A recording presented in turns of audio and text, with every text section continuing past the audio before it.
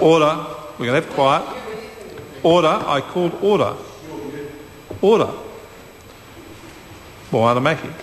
Thank you, Mr Chair. There are a number of amendments in my name, and I want to assure the House that they're not frivolous and time-wasting, that they are serious amendments in my name, and I ask to be taken on my word as an honourable member, as we had to do for Mr Jerry Brownlee when he had his official advice. These are not time-wasting and frivolous, and I reject that implication. They are serious amendments, and I ask to be taken on my word as an honourable member. Well, I'm not going to suggest that anybody is dishonourable, and I'm not going to suggest that make any of those implications. Can I say there's several points I'd make about this? Firstly, the ruling that I've made is, I understand it from the clerk, consistent with other decisions that have been made previously. If members doubt that, then they're perfectly entitled to use the well-worn process of challenging the Chair's decision.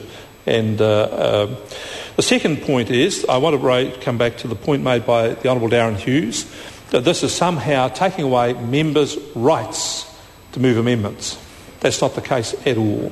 Members have the unfettered right to be able to move amendments. Whether they are accepted by the Chair or not is another matter, but it does not stop members' ability to move amendments. The next point I'd come to about the date and is about the House procedure. Mr Mallard is not correct in saying that the House has made no decision about the date at all. The House has made a decision about the date. It is first reading at the second reading.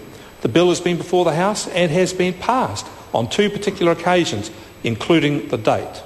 The third point I'd make about this is that the bill has been before the Select Committee and has been through a Select Committee process. This is nothing new to the House, whether the members like it or not. The fact is the material has been through the House and has been well thought through. The other point I'd make about the date is the amendment to change the date, one day at a time, would have meant that we could have had enormous numbers of amendments, and they don't change things particularly at all. They are substantially the same. The House could find itself in the position of not only just changing the date by the thing being by midnight, it could go through every minute of the day, seriously saying that it was 11:59, this should change. I am not saying it does. I'm saying that this is the point that you could get to. And the issue here is about substantiality, in my opinion. Is it substantially changing the issue or not?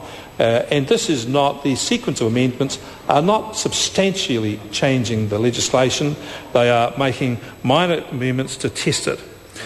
As to the point made by Mr Mallard about the previous events, those were tactics. They weren't precedents. They were tactics to change things.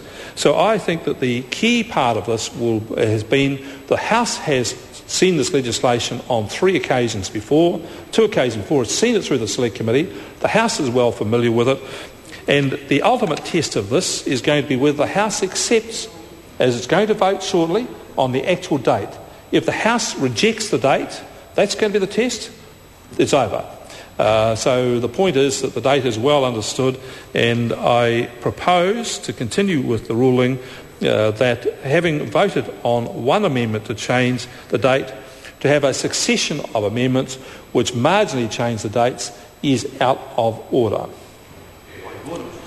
Point of order. Darren Hughes. Mr. Chairman, I would like to get some advice from you about the advice that you're receiving. I mean, you make the point that you could change a time from midnight till 3 p.m, something like that. All those things are technically possible. As I said before, they are things that don't happen because the place operates on understandings and agreements. And when things are managed in a way that prevents that happening for whatever reason, which is still beyond us, that those things can fall away, and then the only recourse that the... Order. No, the member was not helping. I'd ask the member to stand and apologise to the House for interrupting. Mr Speaker, Mr Chair, I apologise to the House for interrupting. Thank you. Thank you, Mr Chairman. But the fact that those arrangements haven't been able to be arrived at. Of course, then all the opposition can rely on are the rules and the procedures that are set out in the standing orders. For example, it has been possible over time to get up and seek leave to table each individual standing order.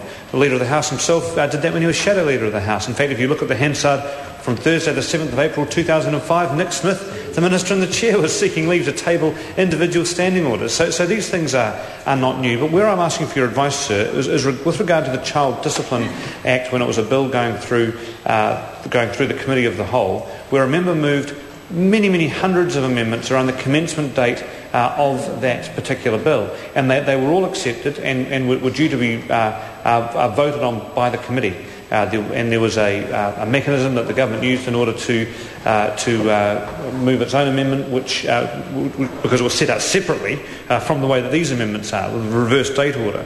And there was no suggestion at all that member's amendments could not be considered simply because there were so many of them. And I think that's the point that we're trying to make to you, sir, that these are items where there is a precedent in itself for the way that Parliament votes, and just because we occasionally, very occasionally, once last year, hopefully just once this year, but we're February, so who knows, get into a situation like this, I think it's wrong to say that the ordinary rules of parliamentary procedure can't apply for the opposition simply because there are so many of them, and that's led to a situation where there's some grumpiness on the other side of the House. I'll take the last point of order. The Honourable Trevor Malloy. Mr Chairman, it follows on from that one and is related to it. My colleague has given you the precedent for amendments of this type being accepted, and I will accept that there are not as many of them, but there were a substantial number and they were accepted by the Chair. You have indicated to the House, sir, that there is precedent for things being ruled out in this type. You indicated that you had advice to that effect. And, sir, all I would ask would be for a reference to Hansard or Speaker's ruling for something as specific as this being ruled out.